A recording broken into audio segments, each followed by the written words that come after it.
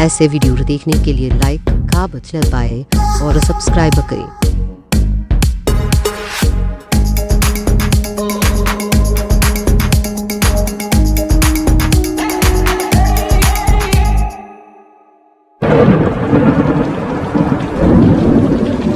वह रात कुछ अलग सी थी, जैसे कोई स्याह घेरा आसमान से जमीन तक फैल गया हो। गांव का नाम था देवपुर और राधे, जो अपने छोटे से क्लिनिक में अकेला बैठा था, उस रात कुछ गहरे शोध में खोया हुआ था। वह किसी नए प्रयोग की योजना बना रहा था, जिससे शायद उसके जीवन के कुछ सवालों के जवाब मिल सकें। उसके सामने एक बर्तन में दवाइयों का मिश्रण उबाल रहा था, जिसमें अजीब सी गंध और रंग था। राधे उसे गौर से देख रहा था। तभी अचानक बर्तन में उबालती दवाइयां ताजे खून जैसी लाल हो गईं, जैसे कुछ अनहोनी होने वाली है।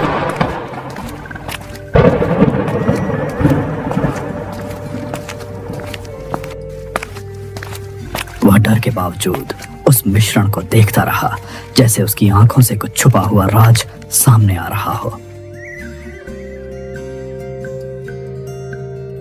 ये रंग अचानक इतना गहरा कैसे हो गया?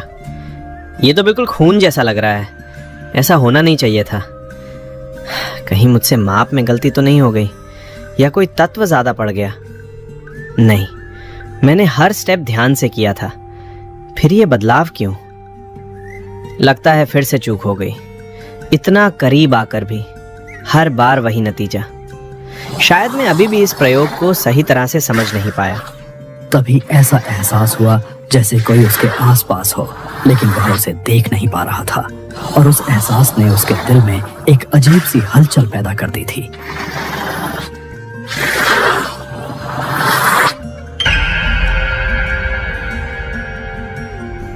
कौन है? मुझे साफ महसूस हो रहा है कोई यहीं आसपास है। नजर क्यों नहीं आ रहा? लेकिन ये एहसास इतना साफ क्यों है? ये मेरा वहम नहीं हो सकता। कोई है यहाँ। अजीब सी बेचैनी हो रही है, जैसे कोई मुझे देख रहा हो। राधे ने धीरे धीरे अपने काम में फिर से ध्यान लगाना शुरू कर दिया, जैसे वह किसी गहरे शोध में खो गया हो। लेकिन उस पल की अजीब सी भावना ने उसे पूरी तरह से घेर लिया था, और उसका मन बार बार उस अनदेखे साए की ओर खींचा जा रहा था। आज मौसम इतना डरावना क्यों लग रहा है? ऐसा क्यों लग रहा है जैसे कुछ अनहोनी होने वाली है?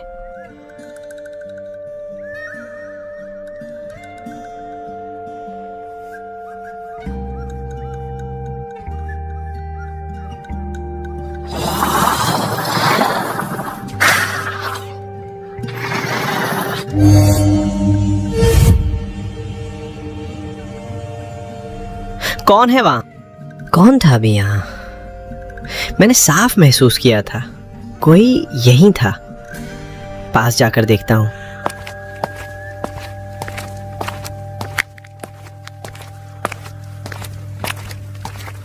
लेकिन यहां तो कोई भी नहीं है। ये क्या हो रहा है मेरे साथ? मैं हर चीज महसूस कर रहा हूं, फिर भी कुछ दिखाई क्यों नहीं दे रहा? आज मेरा दिल इतना क्यों घबरा रहा है, जैसे कोई अनजाना खतरा मेरे बहुत करीब हो। राधे हकीकत और भ्रम की गहरी उलझन में डूबा हुआ था। तभी अचानक दरवाजे पर एक हल्की सी दस्तक सुनाई दी। आवाज इतनी धीमी थी कि मूसलाधार बारिश के बीच भी मुश्किल से सुनाई दे रही थी। लेकिन उस दस्तक में कुछ ऐसा था जो राधे को अजीब सा महसूस हुआ, जैसे कोई अनजानी शक्ति उसे छेड़ रही हो। उसके दिल की धड़कन कुछ पल के लिए रुक सी गई, और उसकी नजर खुद ब खुद दरवाजे की ओर मुड़ गई। इस वक्त इतनी तेज बारिश में दरवाजे पर कौन हो सकता है? दस्तक तो साफ सुनाई दी, लेकिन इतनी धीमी, जैसे कोई जानबूझकर खटखटा रहा हो। मुझे दरवाजा खोलना चाहिए या नहीं? कुछ ठीक नहीं लग रहा। कहीं मेरा वहम तो नहीं? नहीं, ये वहम नहीं था। कोई है बाहर। फिर भी मेरा दिल ऐसा क्यों धड़क रहा है, जैसे दरवाजा खुलते ही कुछ ऐसा सामने आएगा जिससे सब बदल जाएगा। डॉक्टर साहब, मैं हूँ, कृपया दरवाजा खोलिए, मुझे आपकी मदद चाहिए। राधे ने सोचा कि शायद कोई मदद की गुहार करने आया हो, इसीलिए उसने दरवाजा खोला। लेकिन जैसे ही उसकी नजर बाहर खड़ी आकृति पर पड़ी, उसके शरीर में एक अजीब सी सिहरन दौड़ गई। दरवाजे पर एक खूबसूरत लड़की खड़ी थी, लगभग 24 से 25 साल की उम्र की। उसकी हालत ऐसी थी कि वह पूरी तरह से मूसलाधार बारिश में भीग चुकी थी और उसके चेहरे पर एक विचित्र सन्नाटा था। उसकी आंखें गहरी, काली और बड़ी थीं, जैसे उनमें अंधेरे की सारी गहराई समाई है। वे आंखें राधे के दिल में एक अजीब सी हलचल पैदा कर रही थीं, मानो वह कोई अनदेखा राज उसके अंदर दबाए हुए हो। उसके भीतर एक डर और आकर्षण दोनों का मिश्रण था, जो राधे को उसकी ओर खींच रहा था। लड़की के खामोश रूप ने उसे और भी जिज्ञासु बना दिया था, जैसे वह किसी डरावनी कहानी का हिस्सा हो। कौन है? इतनी रात में दरवाजा कौन खटखटा रहा है? तुम कौन हो और इस हालत में यहाँ कैसे पहुंची? मेरा नाम निशा है। मैं चंद्रपुर गांव से आई हूँ। मेरी माँ छत से गिर गई हैं। वो बहुत बुरी तरह घायल है। चंद्रपुर? वो तो यहाँ से काफी दूर है। इतनी तेज बारिश में तुम यहाँ तक कैसे पहुंची? लेकिन बीच में नदी भी पड़ती है, इस वक्त वहाँ जाना ठीक नहीं होगा। ये सब छोड़िए, अभी मेरी माँ की हालत बहुत खराब है। आप मेरे साथ चलिए, मुझे रास्ते की चिंता नहीं है। बस आप चलिए, देर हो रही है। तुम समझ नहीं रही हो, ऐसी तूफानी रात में बाहर निकलना बहुत खतरे से खाली नहीं है। मुझे अभी भी समझ नहीं आ रहा, तुम इतनी रात और ऐसे मौसम में यहाँ तक पहुँची कैसे? खतरा तो वहाँ है जहाँ मेरी माँ जिंदगी और मौत के बीच लड़ रही हैं। अगर आप मेरी बातों पर शक कर रहे हैं तो मत कीजिए, बस एक बार मेरे साथ चलकर देख लीजिए। मैं समझ रहा हूँ तुम्हारी परेशानी, लेकिन इस तूफानी रात में नदी के रास्ते सफ़र करना बिल्कुल ठीक नहीं होगा। अभी हालात बहुत ख़राब हैं। तुम आज रात यहीं रुक जाओ, सुबह होते ही मैं खुद तुम्हारे साथ चलूँगा। अभी निकलना सही नहीं है, खतरा बहुत ज़्यादा है। निशा की आंखों में एक रहस्यमयी चमक उभर आई, जैसे वह किसी गहरे राज को छुपाए हुए हो। वह कुछ सहज सी हो गई और उसके चेहरे पर एक अजीब सी शांति आ गई, मानो उसने खुद को पूरी तरह से नियंत्रित कर लिया हो। उसकी आंखों का रंग अब और भी गहरा लगने लगा, जैसे उसमें रात के सारे अंधेरे की गहराई समाई हो। तभी उसने हल्के से मुस्कुराते हुए एक और रहस्यमयी शब्द कहा, जो राधे के दिल को और भी बेचैन कर गया। नहीं डॉक्टर साहब, सुबह तक इंतजार करना मेरे लिए मुमकिन नहीं है। जो करना है आज रात ही करना होगा। मुझे पता है रास्ता खराब है, नदी उफान पर है, लेकिन आप चिंता मत कीजिए। मैं एक मछुआरे की बेटी हूँ, इन लहरों को संभालना मुझे आता है। ये नदी मेरे लिए नई नहीं है। आप बस मेरे साथ चलिए, मैं आपको सुरक्षित वहाँ तक पहुँचा दूंगा। कृपया देर मत कीजिए। निशा के चेहरे पर एक अजीब सा आकर्षण और रहस्यमयी चमक थी, जो राधे को अनजाने में अपनी ओर खींच रही थी। उसकी खूबसूरती में कुछ ऐसा था जिसे नकारना मुश्किल हो रहा था, जैसे उसकी आंखों में छुपा कोई गहरा राज हो। लड़की की बातें सुनते ही राधे के जहन में एक 5 साल पुराना वाक्य गूंजने लगा, जिसे वह किसी भी हालत में भूल नहीं पाया था।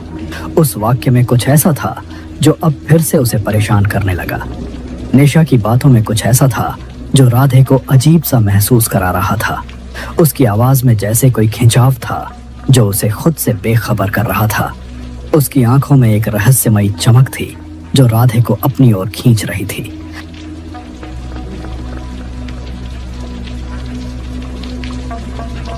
ठीक है, मैं तुम्हारे साथ चलता हूँ, लेकिन हमें सावधानी से जाना होगा। तुम यहीं रुको, मैं अभी अपना बक्सा लेकर आता हूँ। फर्स्ट एड का सामान लिए बिना निकलना ठीक नहीं होगा। मैं तुरंत आता हूँ।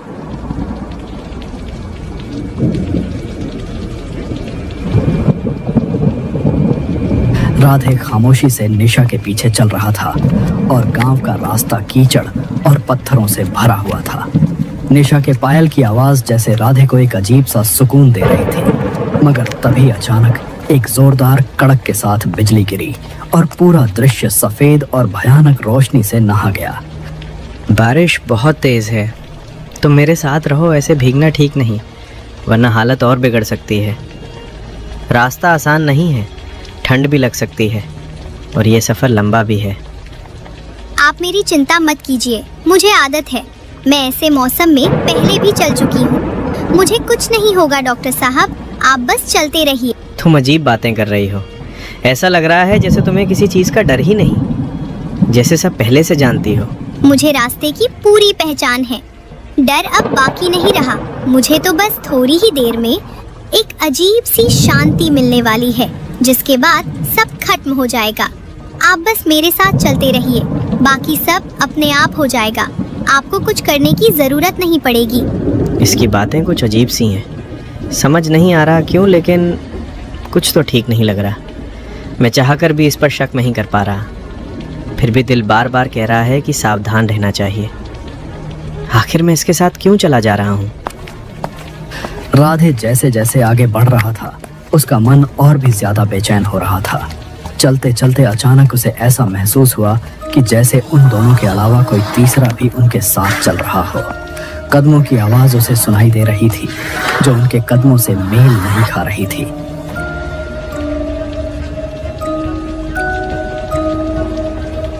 राधे ने एकदम मुड़कर देखा, लेकिन वहां कोई नहीं था।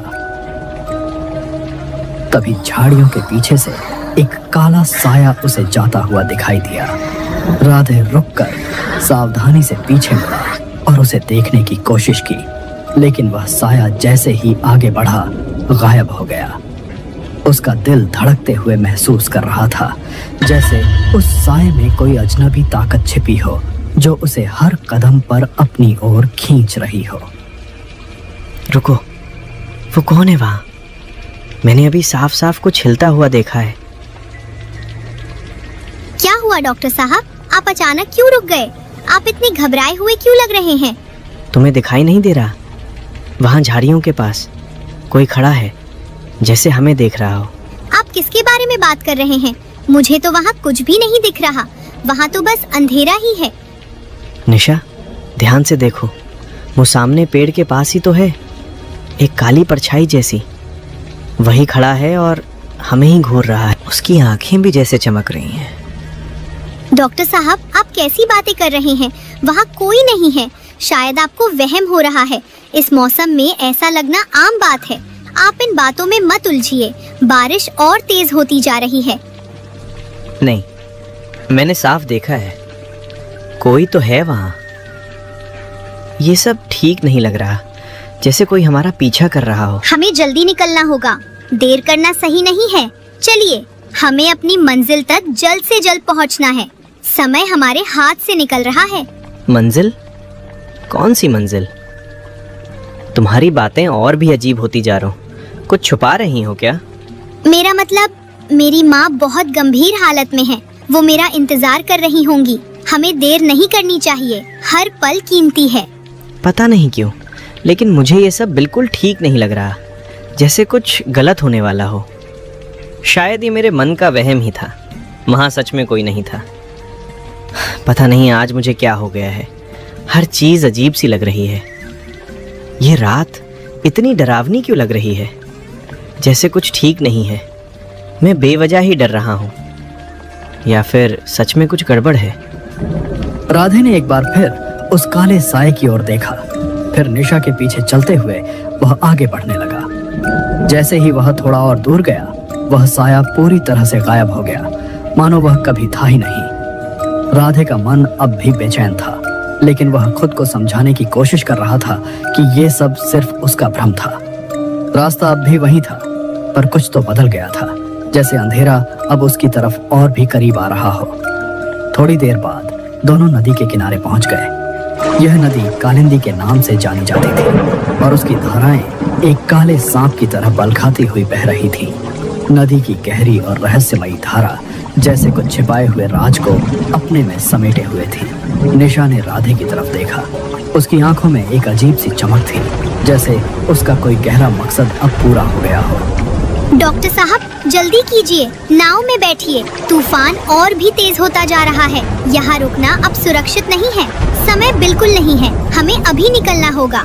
निशा, ये नदी बहुत गहरी लग रही है और इस तूफान में तो और भी खतरनाक दिख रही है। क्या सच में इस रास्ते जाना ठीक होगा? आप घबराइए मत डॉक्टर साहब, ये सब मेरे लिए नया नहीं है। मेरा रोज इन लहरों से सामना होता है। आप बस मुझ पर भरोसा रखिए। मैं नाव चलाने में माहिर हूँ, ऐसे तूफानों में भी संभालना जानती हूँ। लेकिन हालात तो बहुत बिगड़ते जा रहे हैं। पानी का बहाव भी तेज है, फिर भी दिल मान नहीं रहा, कुछ ठीक नहीं लग रहा। आप सिर्फ नाव में बैठ जाइए, बाकी सब मैं संभाल लूंगी, आपको कुछ भी नहीं होगा। उसने नदी के किनारे पर बंधी एक पुरानी नाव को खोला। नाव की पतवारों के पानी में घुसते ही एक हल्की सी आवाज आई, जैसे नदी ने किसी भयानक रहस्य का पर्दा उठाया हो। निशा के ऐसा कहने पर राधे ने अपनी आशंका और डर को दिल में दबाए हुए नाव में बैठ गया। अब वह महसूस कर रहा था कि जो कुछ भी होने वाला था वह उसकी कल्पना से कहीं ज्यादा खतरनाक था। मोहिनी ने पतवार को मजबूती से पकड़ा और उस पर उसकी पकड़ इतनी सधी हुई थी जैसे वह किसी तूफान को भी आसानी से संभाल ले। वह नाव को घुमाती हुई खतरनाक दरिया की ओर बढ़ रही थी। चारों ओर पानी का भयंकर शोर, बारिश की तेज बूंदों की आवाज और बीच बीच में बिजली की डरावनी चमक, जैसे आसमान और जमीन के बीच एक अजीब सी जंग चल रही हो। राधे नाव में सिहरते हुए बैठा था, लेकिन मोहिनी की आंखों में एक रहस्यमयी चमक थी जो उसे और भी बेचैन कर रही थी। तभी अचानक मोहिनी ने पतवार को छोड़ दिया। उसकी आंखों में अब कोई मासूमियत नहीं थी, बल्कि उनमें एक अजीब सी आग जल रही थी। वह अब एक पूरी तरह से बदल चुकी थी और उसकी आंखों में वो गहराई थी जैसे वह किसी भयावह उद्देश्य के लिए तैयार हो। डॉक्टर साहब, आपको डर लग रहा है ना? चलिए मैं आपको एक कहानी सुनाती हूँ। कहानी? कैसी कहानी? इस वक्त? एक माँ और उसकी जवान बेटी की कहानी जो इसी इलाके में रहती थी। अगर इससे मन थोड़ा हल्का हो जाए तो सुनाओ। हो सकता है आपका डर कम हो जाए या फिर और भी बढ़ जाए। अब डरा ही दिया है तो पूरी बात बताओ, क्या हुआ था उनके साथ? डरिए मत डॉक्टर साहब, मैं तो बस यूं ही कह रही थी, थोड़ी ही देर में सब साफ हो जाएगा। उस रात भी कुछ ऐसा ही मौसम था, तेज बारिश, काली अंधेरी रात और उफनती हुई नदी। उस लड़की की माँ बुरी तरह घायल थी और वो लड़की मदद के लिए इसी तरह तूफान से लड़ते हुए नदी पार करके एक डॉक्टर के पास पहुंची थी, ठीक वैसे ही जैसे आज मैं आपके पास पहुंची हूँ। मोहिनी ने एक गंभीर और ठंडी आवाज में कहा। राधे का दिल जोर से धड़कने लगा, जैसे किसी अनजाने डर से उसकी धड़कन तेज हो रही हो। ये कहानी उसे कहीं ना कहीं अपनी पुरानी यादों की ओर खींच रही थी, जैसे कोई गहरी याद उसके अंदर जाग उठी हो। उसे ऐसा महसूस हो रहा था कि वह किसी ऐसे मोड़ पर खड़ा है जहां से पीछे मुड़ना अब संभव नहीं था। वो लड़की भी मेरी तरह ही आपके पास आई थी डॉक्टर साहब, अपनी माँ को बचाने की उम्मीद लेकर। उसने आपसे बहुत विनती की थी, बार बार आपसे गुहार लगाई थी कि आप उसके साथ चलें। उसकी माँ की हालत बहुत गंभीर थी, लेकिन आपने उसकी एक भी बात नहीं मानी। आपने साफ मना कर दिया था। आपने कहा था कि इतनी तूफानी रात में निकलना मुमकिन नहीं है और उसे सुबह आने को कह दिया था। वो लड़की बहुत देर तक आपसे हाथ जोड़कर खड़ी रही, लेकिन आप नहीं माने और उसी रात उसकी माँ ने दम तोड़ दिया। वो उसे बचा नहीं पाई। यह सुनकर डॉक्टर राधे के माथे पर पसीना आ गया, जैसे उसकी सारी शांति एक पल में खत्म हो गई हो। उसकी आंखों में घबराहट की लहर दौड़ गई थी और वह कुछ देर के लिए खुद को खो बैठा। वह समझ नहीं पा रहा था कि क्या किया जाए, क्योंकि जो कुछ भी वह सुन रहा था वह उसके पूरे अस्तित्व को चुनौती दे रहा था। हाँ, ये बात करीब 5 साल पुरानी है। उस रात भी कुछ ऐसा ही तूफान था। एक लड़की मेरे पास आई थी अपनी माँ के लिए मदद मांगने, लेकिन मैंने उसके साथ जाने से मना कर दिया था। मुझे लगा था कि वो सच नहीं बोल रही, शायद हालात इतने गंभीर नहीं होंगे। मैंने उसे सुबह आने को कह दिया और वही मेरी सबसे बड़ी गलती थी। मैं ये सब नहीं जानता था। मुझे नहीं पता था कि बात इतनी बढ़ जाएगी। तो आपको आगे की कहानी भी पता होनी चाहिए डॉक्टर साहब, या फिर मैं बताऊं? उस लड़की के पास उसकी माँ के अलावा कोई नहीं था। जब उसकी माँ ने दम तोड़ दिया तो वो बिल्कुल अकेली रह गई। अकेली लड़की और गांव की गंदी नजरें, जमींदार के बेटे की नजर उस पर पड़ चुकी थी। उसने अपने कुछ साथियों के साथ मिलकर उसे तंग करना शुरू कर दिया। बस करो, ये सब सुनकर मुझे अच्छा नहीं लग रहा। अच्छा नहीं लग रहा? उस लड़की पर क्या बीती होगी, कभी सोचा है आपने? उसे हर तरफ से घेरा जाने लगा। उसके पास न कोई सहारा था, न कोई रास्ता। मुझसे गलती हो गई, मुझे उस रात उसके साथ जाना चाहिए। गलती? आपके एक फैसले ने उसकी पूरी जिंदगी छीन ली। उसे लगा कि अब उसके जीने का कोई मतलब नहीं बचा, और फिर उसने वो रास्ता चुना जहाँ से कोई वापस नहीं आता। हटो मेरे रास्ते से, मुझे जाने दो, मुझे अकेला छोड़ दो। अरे अरे, इतनी जल्दी क्या है? आज तो तू कहीं नहीं जाने वाली। बहुत अकड़ दिखाती थी ना तू, अब देख यहाँ तेरी अकड़ कैसे निकालते हैं। कहा ना, रास्ता छोड़ो वरना अच्छा नहीं होगा। तुम लोग जो कर रहे हो उसका अंजाम अच्छा नहीं होगा। अंजाम? अरे हमें अंजाम की फिक्र नहीं, आज तुझे कोई नहीं बचा पाएगा। अरे पकड़ो उसे, भागने न पाए। जल्दी घेर लो इसे, इधर से निकलने ना देना। तेज भाग रही है, ध्यान से, कोई रास्ता मत छोड़ना, आज ये बचकर नहीं जाएगी।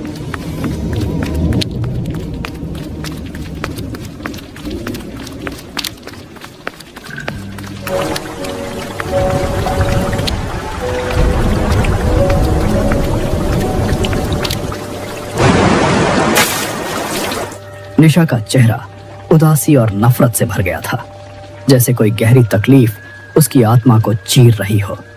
उसकी आंखों से आंसू बह रहे थे, जो बारिश के पानी से भी ज्यादा ठंडे और बेरहमी से बह रहे थे। हर आंसू जैसे उसके दिल का एक टुकड़ा बाहर गिर रहा हो। निशा अपनी जगह से गायब हो गई। उसकी आंखों में उस पल का दर्द था जो राधे को पूरी तरह से बेमायने और लाचार महसूस करा रहा था। निशा, निशा तुम कहाँ गई? अभी तो यही थी, अचानक ऐसे कैसे गायब हो गई? निशा, आवाज दो, तुम सुन रही हो ना? ये क्या हो रहा है? सामने आओ निशा, मुझे ऐसे मत डराओ। निशा प्लीज जवाब दो, तुम कहाँ हो? ये क्या हो गया? वो मुझे बीच नदी में छोड़कर कहाँ चली गई? मैं अकेला क्या करूं अब? मुझे तो नाव चलानी भी नहीं आती। ये धारा तो और तेज होती जा रही है। हे भगवान, अब मैं क्या करूं? कोई है? निशा, निशा तुम सुन रही हो? वापस आओ, मुझे ऐसे मत छोड़ो। निशा। राधे का मन झंझोरा सा महसूस हो रहा था, जैसे वह किसी खोई हुई चीज को तलाशने की कोशिश कर रहा हो, लेकिन हर कदम पर और ज्यादा रहस्यमयी होता जा रहा था। अचानक नाव का चप्पू खुद ब खुद चलने लगा, जैसे किसी अदृश्य ताकत ने उसे अपनी पकड़ में ले लिया हो। नदी के गहरे पानी में जहां कोई हलचल नहीं थी, वह चप्पू बीचों बीच घूमने लगा।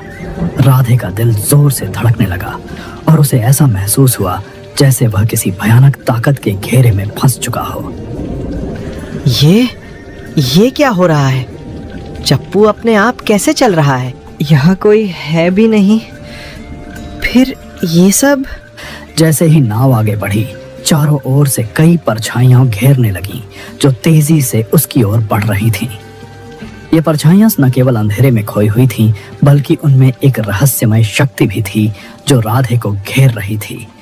राधे की सांसें थम सी गईं और उसका मन घबराहट से भर गया, जैसे वह किसी खौफनाक भविष्य की ओर बढ़ रहा हो। ये परछाइयां इतनी सारी, ये मुझे ही क्यों घेर रही हैं? मैंने क्या किया है? हे ईश्वर, मेरी रक्षा करो। ये सब मेरी समझ से बाहर है। मैं यहाँ से कैसे निकलूं? निशा, निशा कहाँ हो तुम? वापस आओ, मुझे अकेला मत छोड़ो।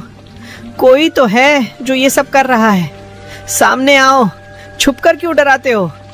अचानक उन कई परछाइयों के बीच निशा का चेहरा दिखाई दिया, लेकिन अब वह पहले जैसी मासूम नहीं थी। उसकी आंखों में एक अजीब सी गहराई थी, जैसे वह किसी निर्जीव आत्मा का हिस्सा बन चुकी हो। अब पहचान पाए डॉक्टर साहब, या अभी भी सब कुछ धुंधला लग रहा है? तुमने मेरी जिंदगी बर्बाद कर दी। उस रात तुम्हारे एक फैसले ने सब कुछ छीन लिया मुझसे। मैं वही लड़की हूँ जो उस तूफानी बारिश में तुम्हारे दरवाजे पर मदद मांगने आई थी, अपनी माँ को बचाने की आखिरी उम्मीद लेकर। लेकिन तुमने मुझे ठुकरा दिया, मेरी एक भी बात नहीं सुनी और उसी रात मेरी माँ मुझसे छिन गई। उसके बाद क्या हुआ ये भी जानना चाहिए तुम्हें। मेरी दुनिया वही खत्म हो गई थी, मैं अकेली रह गई, हर तरफ अंधेरा ही अंधेरा था। और आज तुम उसी अंधेरे में खड़े हो जहाँ कभी मैं थी। अब तुम्हें भी वही सब महसूस होगा, वही डर, वही बेबसी। अब तुम्हें इसकी कीमत चुकानी पड़ेगी। तुम्हारी हर सांस तुम्हें उस रात की याद दिलाएगी। उसकी भयानक हंसी, जो अब तक राधे के दिल में डर और उलझन की लहरें छोड़ रही थी, पूरे वातावरण में गूंजने लगी। वह हंसी हर दिशा में फैल रही थी, जैसे आसमान और जमीन पर एक ही समय में गहरा अंधेरा छा गया हो। राधे को ऐसा महसूस हुआ जैसे वह किसी अज्ञात और खतरनाक जाल में फंस चुका हो और निशा अब उस जाल की चुपके से रचनाकार बन चुकी थी। मुझे नहीं पता था कि मेरी एक छोटी सी गलती किसी के लिए इतनी बड़ी सजा बन जाएगी। उस रात मैं सच में डर गया था। तूफान बहुत भयानक था। मैं समझ नहीं पाया क्या करूं। मुझे माफ कर दो निशा, प्लीज मुझे जाने दो। मैं अपनी गलती मानता हूँ। अब माफी मांग रहे हो डॉक्टर साहब? जब मुझे तुम्हारी जरूरत थी तब तुमने एक बार भी नहीं सोचा। मुझे एक मौका दे दो। मैंने जानबूझकर ऐसा नहीं किया, मैं बस डर गया था। मुझे नहीं लगा था कि बात इतनी बढ़ जाएगी। जाने दूं तुम्हें? कैसे जाने दूं? मुझे अपनी माँ को बचाना था, लेकिन मैं उसे बचा नहीं पाई और उसकी वजह तुम हो। मैं मानता हूँ मुझसे गलती हुई, लेकिन मुझे इस तरह सजा मत दो। मैं जीना चाहता हूँ। आज मैं तुम्हें नहीं छोड़ूंगी। आज मेरा बदला पूरा होगा और मेरी आत्मा को शांति मिलेगी।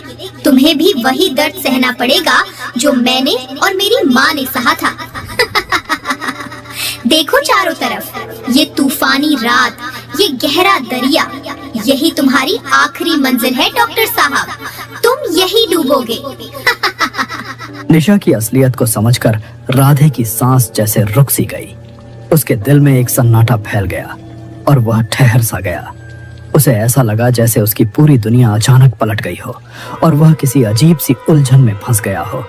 तभी नाव के चारों ओर मंडराते हुए काले साए अचानक से गायब हो गए। जैसे ही यह रहस्यमयी बदलाव हुआ, निशा ने एक भयंकर चीख मारी जो राधे के दिल को पूरी तरह से झकझोर गई। उसकी आवाज में अब वही अजीब सी ताकत थी जो राधे को और भी भयभीत कर रही थी। वह चीख वातावरण में गूंज गई। देखा डॉक्टर साहब, अब कोई साया नहीं, अब सिर्फ हम हैं और ये दरिया। ये दरिया तुम्हें निगल जाएगा। आओ चलो मेरे साथ। अब तुम भी मेरे साथ चलोगे, बचकर कहीं नहीं जा पाओगे। इतना कहकर निशा भयानक बारिश में विलीन हो गई, जैसे वह हवाओं और अंधेरे में समा गई हो। तभी नदी में एक तेज लहर उठी और नाव को अपनी गर्त में समेट लिया, जैसे वह उसे निगलने का इंतजार कर रही हो। राधे गहरे पानी में फंसा, पानी में बुरी तरह से छटपटा रहा था। उसके शरीर की सारी ताकत जैसे निकल चुकी थी और उसने जिंदा बचने की उम्मीद छोड़ दी थी। वह अब सिर्फ अपने अंतिम क्षणों का सामना कर रहा था। तभी नदी में एक मंद सी रोशनी झपकती हुई दिखाई दी, जैसे कोई दीपक अंधेरे में तैर रहा हो। वह रोशनी धीरे धीरे पास आ रही थी और राधे ने देखा कि यह रोशनी एक नाव से आ रही थी जिसमें कुछ मछुआरे थे। वह उम्मीद की एक किरण बनकर राधे के सामने आई, जैसे भगवान ने उसे फिर से दूसरा मौका देने का इरादा किया हो। अरे देखो, उधर पानी में कुछ हलचल हो रही है। कोई डूब रहा है शायद। जल्दी करो, नाव उस तरफ मोड़ो। देर मत करो, तेज चलो। अगर अभी नहीं पहुंचे तो वो बच नहीं पाएगा। अरे संभालो, धारा बहुत तेज है, लेकिन हमें पहुंचना ही होगा। बस थोड़ा और। हाँ, वहीं दिख रहा है वो। अरे सुनो, हिम्मत रखो, हम आ रहे हैं। हाथ बढ़ाओ, जल्दी अपना हाथ आगे करो। पकड़ लो, हम तुम्हें बाहर निकाल रहे हैं। मछुआरों ने राधे को पानी से बाहर खींचकर अपनी नाव में सहेजा। उसकी हालत गंभीर थी, शरीर में कमजोरी साफ नजर आ रही थी, जैसे नदी की ठंडक ने उसे पूरी तरह से जकड़ लिया हो। राधे की आंखों में थकान और चिंता थी, लेकिन वह अभी भी होश में था। मछुआरों ने उसे संभालते हुए उसे आराम से नाव में लिटाया और उसकी स्थिति सुधारने के लिए तुरंत कोशिशें शुरू की। राधे की सांसें हल्की लेकिन स्थिर थीं और उसके चेहरे पर एक असमंजस का भाव था, जैसे वह समझ नहीं पा रहा था कि इस पल को कैसे महसूस करे। अरे भाई, तुम नदी में गिरे कैसे? और तुम्हारी नाव कहाँ गई? नाव वो तेज लहरों में डूब गई। सब कुछ अचानक हुआ, मैं संभल ही नहीं पाया। लेकिन तुम इस तूफानी रात में नदी में उतरे ही क्यों? तुम तो मछुआरे भी नहीं लगते। मैं मजबूरी में आया था। एक लड़की मुझे यहाँ तक लेकर आई थी। उसकी माँ की हालत बहुत खराब थी। लड़की? इस वक्त, इस हालत में? तुम ठीक ठीक बताओ, क्या हुआ तुम्हारे साथ? हाँ, लेकिन वो सब कुछ वैसा नहीं था जैसा दिख रहा था। सब कुछ बहुत अजीब था, जैसे कोई रहस्यमयी ताकत मुझे खींचकर यहाँ ले आई हो। मैंने जो देखा, जो महसूस किया, वो समझ से बाहर है। वो लड़की अचानक गायब हो गई और फिर सब कुछ बदल गया। राधे ने धीरे धीरे अपनी पूरी कहानी मछुआरों को बताई। उसके शब्दों में एक गहरी थकान और असमंजस था। उसने उन्हें बताया कि कैसे वह इस भयानक यात्रा में फंसा और निशा के साथ हर पल की चुनौती का सामना किया।